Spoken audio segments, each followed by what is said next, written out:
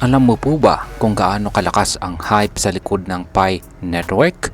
Mula po sa simpleng pangarap ng mining gamit lamang ang cellphone hanggang sa milyong-milyong taga-suporta na tinatawag ang sarili nilang pioneers. Ngayon naman ay may bago namang usapan, ang tinatawag po nilang GCV or Global Consensus Value. Pero teka, totoo nga ba ito? Possible ba na umabot sa mahigit $314,159 ang halaga ni Picoin? O isa lang ba itong ilusyon na gawa ng sobrang saya, suporta at aminin na natin kaunting pagka-fanatic ng community? Kaya sa video na ito ay pag-uusapan po natin ang life of Pi fans at kung paanong ang Pi Network ay naging inspirasyon para sa tinatawag nilang GCV movement. Kaya yan po ang siyang ating pag-uusapan sa video na ito, pero bago po tayo magpatuloy ay pakibasa na lamang po muna ang disclaimer dito sa ibaba ng ating screen.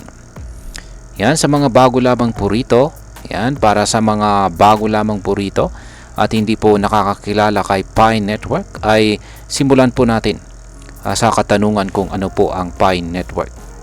Ayan, nagsimula po ang Pi Network noong taong 2019. Ito po ay nilikha ng dalawang Stanford PhD students na sina Nicholas Kokkalis at saka Ching Jiao Fan.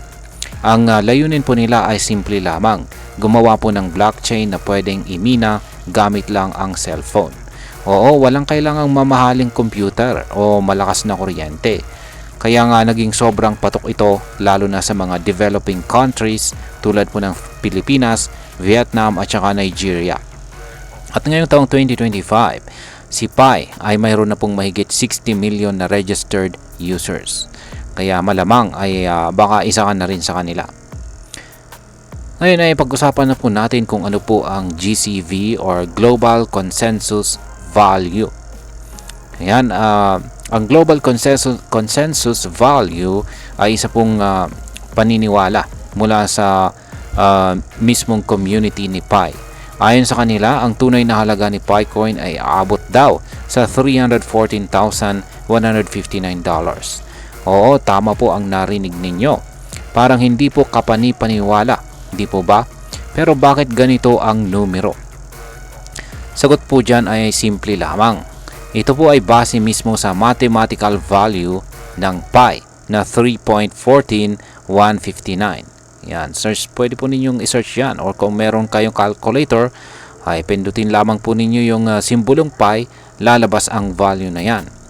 Ngayon, ang ginawa po ng mga fans ay ilipat lang ang decimal point ng 4 na beses pakanan at boom, ayun na ang value nila na tinatawag po nilang GCV. Kaya lang, teka lang, kung ganyan lang kadali maglagay ng value sa isang coin, hindi sana lahat ng coin ay may mataas na value na rin. Yan, ngayon is paano nga ba nagsimula ang GCV movement na ito? Ayan. Dahil po sa sobrang paniniwala ng mga pioneers dito kay Pi, nagsimula po silang gumawa ng mga organized campaigns online. Ang tawag po sa movement na ito ay GCV campaign. May mga Pi ambassadors sa bawat bansa. Yes po, dito sa Pilipinas ay meron tayo niyan. Sila yung nag-oorganisa ng mga events, seminars at saka online forums para ikalat po ang ideya na si Pi ay aabot ng daang-daang libong dolyar ang value. Gumagawa pa sila ng mga certificates. Yan, katulad po niyan, certificates. Gumawa po sila ng official GCV price targets at nagpo-post po sila sa social media halos araw-araw.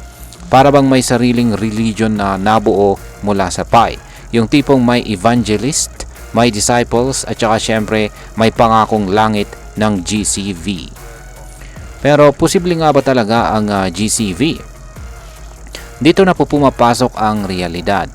Ayon sa mga crypto experts at analyst, ang halaga ng isang cryptocurrency ay hindi po nakabase sa kung gaano karaming tao ang naniniwala sa presyo nito. Hindi rin ito nakukuha sa dami ng ambassador o followers. Ang value po ng crypto ay dapat may real-world utility, decentralized apps at saka exchange listings. Ibig sabihin ay kailangan talagang magamit ito sa tunay na buhay, sa mga transaction at may tunay na demand mula sa market. Si Bitcoin, tumataas po ang kanyang value kasi ginagamit siya bilang store of value. Si Ethereum naman ay tumataas dahil ginagamit sa smart contracts at saka dApps. Pero si Pi, wala pa siyang official exchange listing at limited pa rin ang gamit sa kanyang ecosystem.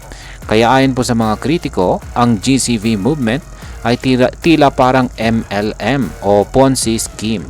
Puro hype, puro referral, pero kulang sa solid foundation. Ngayon ay ano po ang maaring maging epekto nito para sa atin bilang mga Pinoy crypto traders at investors ni PiCoin. Para sa atin bilang mga Pinoy investors, mahalaga pong maging maingat tayo. Oo, exciting po na sumali sa mga ganitong movements. Nakaka-proud din maging bahagi ng isang malaking global community. Pero huwag nating kalimutan ang due diligence o masusing pagsusuri. Ang pag-asa na si Pi ay magiging susunod na Bitcoin ay nakaka-excite pakinggan.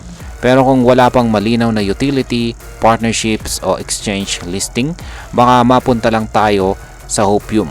Yung sobrang pag-asa pero walang solid na basihan. Tandaan natin, dito sa mundo ng crypto, hindi po sapat ang hype. Hindi rin sapat ang dami ng fans. Ang tunay na batayan ng value ay ang gamit po at saka adoption sa totoong buhay. Yan bilang panghuli ay ang masasabi ko naman tungkol dito ay bilang isang observer at saka researcher ng crypto industry, masasabi ko na impressive ang passion ng Pi community. Hindi lahat ng crypto project ay may ganitong kalakas na fan base. Pero dapat din nating tandaan na ang emotions ay hindi equal sa fundamentals. Pwede po tayo maging supportive at saka hopeful, pero wag po nating isugal lahat ng ating pera sa isang panaginip. Kung seryoso talaga ang Pi Network team sa kanilang project, kailangan po nilang i-prioritize ang real-world use cases. Hindi lang puro slogan. Hindi lang puro event. Kailangan po ng konkretong resulta. At para sa atin naman bilang mga Pinoy, gawin po natin ang ating sarili bilang informed investor. Hindi po tayo basta-basta nagpapadala sa hype. At lagi po nating tandaan na do your own research. At yan, hanggang dito na lamang po tayo sa video na ito mga ka-crypto. Marami pong salamat sa panonood. Ingat po tayo lagi at God bless po sa ating lahat.